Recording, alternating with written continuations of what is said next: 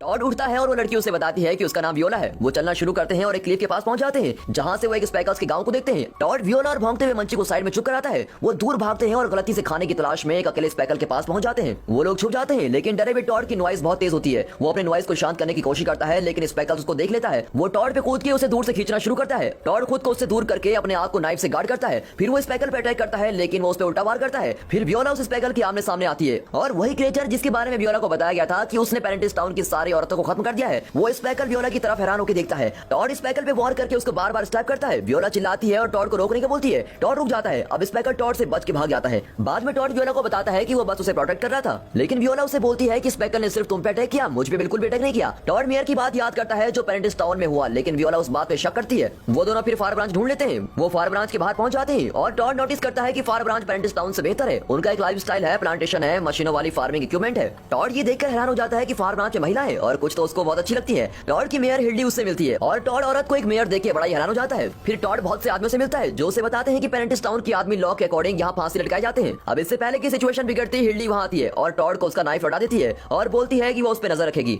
Viola और Tod हिल्डी से बात करते हैं। हिल्डी उन्हें बताती है कि अब उनके पास आने वाले स्पेसशिप से कम्युनिकेट करने की टेक्नोलॉजी नहीं है। वियोला बोलती है कि उसे शिप से कांटेक्ट करना ही है क्योंकि अगर उन्हें प्लेनेट से कोई सिग्नल नहीं मिला तो उसे अकेला छोड़ के वहां से चले जाएंगे। और वो टॉड की नॉइज सुन लेती है जो ये विश करता है कि काश वियोला प्लेनेट में रह जाए। हिल्डी उन्हें हेवन जाने का सजेशन देती है जो एक और सेटलमेंट है। अब हिल्डी को लगता है कि वहां उन्हें स्पेसशिप से कांटेक्ट करने का रास्ता मिलेगा। टॉड ये जान के सरप्राइज हो जाता है कि न्यू वर्ल्ड में एक और सेटलमेंट है। वियोला बोलती है कि वो और टॉड सुबह हेवन जाएंगे। टॉड की नॉइज उसका वियोला के रुकने का डिजायर बताती है। फिर वो टॉड की नॉइज में वियोला की आवाज सुनते हैं जो टॉड को उसे किस करने को बोलती है। वियोला बेइज्जती महसूस करती है और गुस्से में बाहर जाती है। टॉड को नींद नहीं आती और वियोला के पास जाता है जिसे सेम परेशानी हो रही है। वियोला देखती है कि टॉड अपनी माँ का जर्नल लाया है। वियोला उसके लिए उसकी माँ का जर्नल पढ़ के बताने की ऑफर देती है क्योंकि टॉड ने कभी पढ़ना नहीं सीखा। वियोला और टॉड को जर्नल के जरिए पता चलता है कि जो सब मेयर डेविड ने उन्हें बताया वो सब झूठ है। ऐसे पता चलता है कि पेरेंटिस टाउन के आदमी धीरे धीरे औरतों के प्रति से नफरत करने लगे क्योंकि उनके नॉइज से उनके थॉट्स रिवील होते गए। डेविड और एरोन साथ मिलकर पेरेंटिस टाउन की औरतों का विरोध करने लगे। एरोन ने यह डिक्लेयर किया कि औरतों की कोई नॉइज नहीं है क्योंकि उनकी आत्मा नहीं है। और अपनी लास्ट एंट्री में टॉड की मां लिखती है कि वो हमेशा टॉड से प्यार करेगी।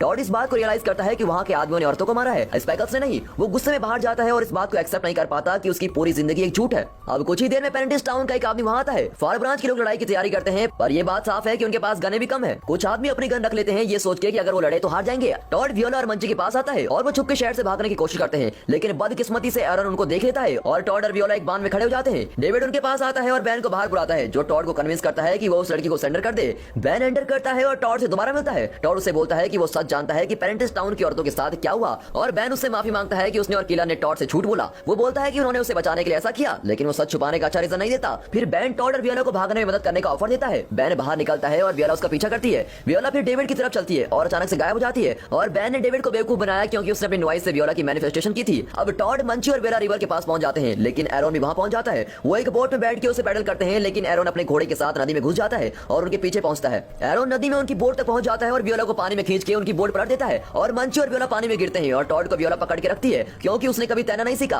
अब टॉड और वियोला पकड़ी भी बोट के पास पहुंच जाते हैं लेकिन टॉड देखता है कि एरोन ने मंची को पकड़ लिया। वो मंची को अंडर वाटर पकड़ता है और उसको डुबा देता है। टॉड गुस्से में चिल्लाता है जब वो अपने प्यारे मंची को सांस लेने के लिए तड़पता देखता है और टॉड और वियोला कुछ दूरी पर पहुंच जाते हैं और वियोला टॉड को उसकी नॉइज छुपाते हुए सुन लेती है जो मंची के ख्यालों से भरी हुई है। वो चलते रहते हैं और टॉड कसम खाता है कि वो मंची का बदला जरूर लेगा। वो दोनों जंगल के ऊपर एक स्ट्रक्चर पे पहुंच जाते हैं और वियोला को अपनी शिप के ब्लूप्रिंट्स उस स्ट्रक्चर पर दिखते हैं जो मोनोरेल ट्रैक के लिए होते हैं। फिर वो टॉड को शांत बैठा देखती है और उसकी नॉइज हंसते हुए मंची को मैनिफेस्ट करती है जो ऊपर नीचे कूद रहा है और भौंकता है और खेतों में भाग रहा है। अब टॉड के मंची से बिछड़ने पे वो बहुत ही उदास हो गया है और उसे ऐसा देख वियोला उसके पास बैठती है और उसे बोलती है कि उसे मंची बहुत पसंद था। वो ये भी बोलती है कि वो जितने भी डॉग्स को जानती है उनमें से मंची बेस्ट डॉग था। टॉड कहता है कि मंची इकलौता डॉग है जिसे वो जानता था और वियोला उसका हाथ पकड़ती है और उसे बोलती है कि वो एक अच्छा आदमी है। फिर वो हंसते हुए टॉड को बताती है कि वो उसको किस नहीं करने वाली। फिर वो चलते हैं और एक मैसिव शिप के रिमेन्स के पास पहुंच जाते हैं। अब टॉड सोचता है कि ये वो शिप है जिसमें इनहेबिटेंट्स की फर्स्ट वेव आई थी। वियोला फिर शिप में जाकर कम्युनिकेशन बेकन ढूंढने का सोचती है जिससे वो सेकंड वेव की शिप को सिग्नल दे। वो वेसल में चढ़ते हैं और वियोला को एक इमरजेंसी कम्युनिकेशन बेकन मिलता है। वो उसे पावर अप करके शुरू करती है पर उसकी एंटीना डिस्कनेक्टेड है। टॉड ऊपर चढ़ के एंटीना रिकनेक्ट करने का फैसला करता है लेकिन डेविड उसको देख लेता है। पेरेंटिस टाउन के आदमी वहां के शिप को हर तरफ से घेर लेते हैं और टॉड सक्सेसफुली एंटीना रिकनेक्ट करता है। अब बेकन तैयार है पर इससे पहले कि वियोला उसको ऑन करती एरोन वहां के वियोला को दूर खींचने लगता है। उसी समय डेविड टॉड को बाहर बुलाता है और उसे धमकी देता है कि अगर उसने खुद को रिवील नहीं किया तो वो बैन को गोली मार देगा। दूसरी तरफ एरोन वियोला को पिन करके कन्फेस करता है कि उसने कितनी सारी औरतों को मारा, वो भी बिना कोई मर्जी दिखाए।